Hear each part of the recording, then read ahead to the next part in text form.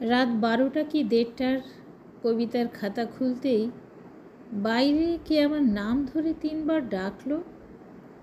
গলা চিনতে ভুল হবার কথা নয়, তবু একবার কেঁপে উঠি। এই তো তার আসবার সময়। বরাবরই তো সে রাত্রির রুটিনে পদাঘাত করে এসেছে। দুনিয়ার সমস্ত পুলিশ তাকে কুর্নিশ করে। রিক্সাওয়ালারা ঠুংঠুং শব্দে হুল্লোড় তোলে। গ্যারেজমুখী ফাঁকা দোতলা বাসের ড্রাইভার তার সঙ্গে এক বোতল থেকে চুমুক দেয়। উঠে গিয়ে বারান্দায় উকি মেরে বলি, শক্তি চলে এসো, দরজা খোলা আছে। খাকি প্যান্ট ও কালো জামা, মাথার চুল সাদা, মুঠোয় সিগারেট ধরা। শক্তি একটু একটু দুলছে।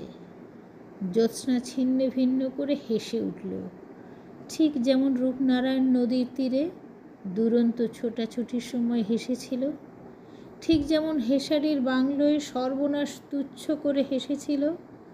মুখ তুলে বলল, কবিতা লিখছিলে সুনীল? না, লিখো না, লিখো না। আমি লিখছি না, তুমিও লিখবে না। এমন কিছু পান করিনি যে আমার দৃষ্টি বিভ্রম হবে। হলোগ্রাম দেখব কোথায় শক্তি? মাঝরাতের রাস্তা শুনশান, অতি নিঃসঙ্গতার মতন মোহময়। শক্তি আর কখনো আসবে না। যখন তখন এসে রাম চাইবে না, তাকে আমি জানি না। আবার ফিরে আসি কবিতার খাতার কাছে।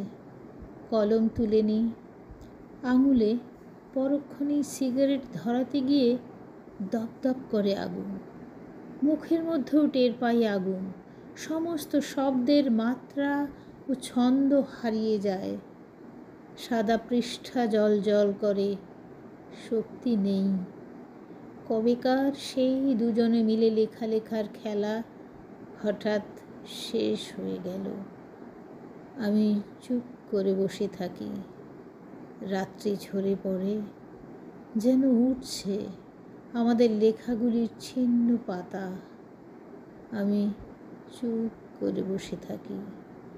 সাদা দেওয়াল কানে তালা লাগিয়ে দিচ্ছে স্তব্ধতার বাজনা। খাকি প্যান্ট ও কালো জামা, সাদা চুল, মুঠোয় সিগারেট ধরা শক্তি একটু একটু দুলছে। সুনীল গাঙ্গুলি।